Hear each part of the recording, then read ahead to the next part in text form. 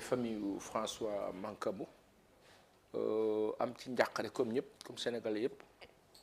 mu nekk nag malheureusement lu ñu doon craindre agsi na mais njàqare bi ma si teg aussi moo di un constat général bu nga xam ne dafa dem ci on a perdu beaucoup de compatriotes via la police et ci benn temps bu gàtt quoi bu gaaw j'ai toujours en souvenance Mame Cheikh mooy sunu mbokk émigré bi ñëwoon. Cheikh Niass. exactement.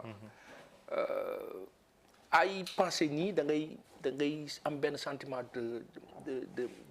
répugnance ak révolte da nga naan mais comment ça se fait police mooy normalement dans le sens humanité du terme entre guillemets espace de sécurité bi war a gën a wóor pour le citoyen nit kese da nga bokk ci dëkk bi dañ la woo police foofu mooy bërëb bi war a gën a wóor mais waruñu dem niveau boo xam ne buñ la nee da ngay dem police sa waa kër ne c'est fini et c'est loolu la moom laay wax ne moom la police bi war a rectifier ak kilifa yi ngànk administration territoriale dans ce sens la sécurité publique faire de sorte que nit ñi amaat confiance ci ñoom parce que le drame dans cette histoire mooy le procureur est sorti comme Pape l'a dit Maître Sène mais comme Maître Sarr l'a dit est-ce que ça a été un plus est-ce que procureur bi mu génnee ça a été un plus il y a un souci de rapport de confiance entre une bonne partie des Sénégalais ak sa police entre aussi une bonne partie des Sénégalais ak son administration centrale qui c'est qui nous parle ñun procureur bu waxee de la République non tout de suite dañu war a am confiance waruñu perdre confiance mais lan moo tax ñu perdre confiance foofu la ñu war a dem te foofu bu ñu fa demee dañuy demaat ci rapport bi am entre l'administration les administrés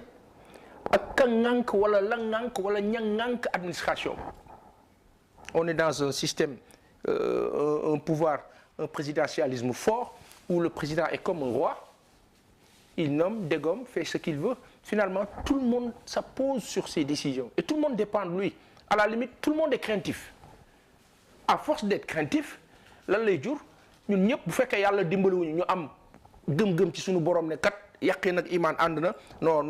n'importe quoi je vais pas le faire léeg-léeg mu pousser ñu ci ñu zélé après comme Cheikhna Keita sunu baay bi commissaire ñu ngi ko waxee sànq ci ngoon ci biñ doon waxtaan moo di ne l'espace la police l'institution police institution la ba mag ba nga xam ni malheureusement il y a des fous c'est comme ça qu'il le dit Textus il y a des fous c'est-à-dire maanaam ñi nga xam ni ñooy entre guillemets ces zélés-là exception lay doon c'est pas toute la police maintenant ça la police est en train de travailler dans ce sens pour régler ko alhamdulillah tant mieux mais quand est-ce que ce sera réglé pendant que ça va être réglé mais entre-temps combien de Sénégalais on va perdre comme ça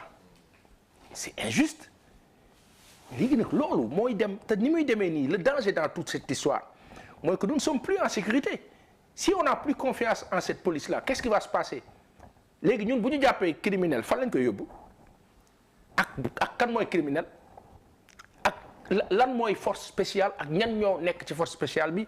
waa léegi supposons police bi li muy wax dans cette histoire-là mu am basique supposons li police bi wax am